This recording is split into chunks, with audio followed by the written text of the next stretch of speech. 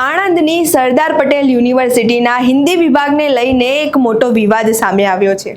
વિદ્યાર્થીઓએ કુલપતિને લેખિત રજૂઆત કરીને ગંભીર આક્ષેપો કર્યા છે કે હિન્દી વિભાગમાં સરકારના ભંડોળથી બનાવવામાં આવેલો વિડીયો સ્ટુડિયોનો ઉપયોગ શૈક્ષણિક કાર્યોને બદલે ખાનગી હેતુઓ માટે થઈ રહ્યો છે।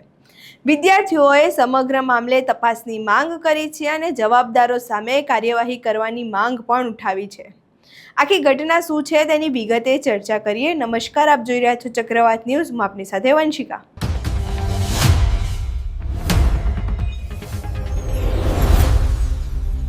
વિદ્યાર્થીઓ દ્વારા કુલપતિને આપવામાં આવેલી રજૂઆતમાં જણાવ્યું છે કે હિન્દી વિભાગમાં વર્ષો પહેલા વિદ્યાર્થીઓના ભાષાકીય અભ્યાસ અને સંશોધન માટે એક ખાસ વિડીયો સ્ટુડિયો બનાવવામાં આવ્યો હતો।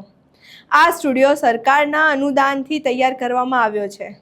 વિદ્યાર્થીઓનો આક્ષેપ છે કે હાલ આ સ્ટુડિયોનો ઉપયોગ તેના મૂળ હેતુ માટે પૂરતો થઈ રહ્યો નથી।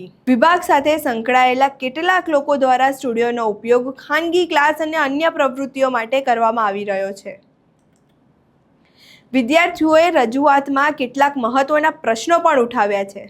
સ્ટુડિયો બનાવવા માટે સરકાર અને યુજીસી તરફથી મંજૂરી લેવામાં આવી હતી કે નહીં, અને જો મંજૂરી લેવામાં આવી હતી તો તેની વિગતો જાહેર કરવામાં આવે, અને જો આ સ્ટુડિયોનો ઉપયોગ ખાનગી પ્રવૃત્તિઓ માટે થઈ રહ્યો હોય તો તેની જવાબદારી કોની?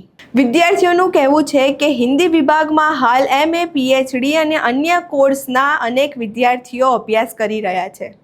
એવા સમયે શૈક્ષણિક સુવિધાનો ઉપયોગ માત્ર વિદ્યાર્થીઓના હિત માટે થવો જોઈએ। વિદ્યાર્થીઓએ વધુમાં જણાવ્યું છે કે તેમનો વિરોધ કોઈ વ્યક્તિ સામે નથી, પરંતુ શૈક્ષણિક વ્યવસ્થાની પારદર્શિતા અને વિભાગના હિત માટે આ મુદ્દો ઉઠાવવામાં આવ્યો છે। તેમણે માંગ કરી છે કે સમગ્ર મામલે નિષ્પક્ષ તપાસ કરવામાં આવે। જો કોઈ ગેરરીતિ સામે આવે છે તો તેની યોગ્ય કાર્યવાહી કરવામાં આવે, સાથે જ હિન્દી વિભાગના શૈક્ષણિક હિતનો ધ્યાનમાં રાખીને યોગ્ય નિર્ણય લેવામાં આવે। હાલ આ સમગ્ર મામલે યુનિવર્સિટી તંત્ર તરફથી કોઈ સત્તાવાર સ્પષ્ટતા સામે આવી નથી, પરંતુ વિદ્યાર્થીઓની રજૂઆત બાદ હિન્દી વિભાગ અને યુનિવર્સિટીના વહીવટી તંત્રને લઈને અનેક સવાલો ઊભા થઈ રહ્યા છે। હવે જોવાનું એ રહેશે કે યુનિવર્સિટી તંત્ર આ રજૂઆત કેટલું ગંભીરતાથી લે છે અને શું તપાસ હાથ ધરે છે। આણંદથી સાજિદ મલિકનો અહેવાલ।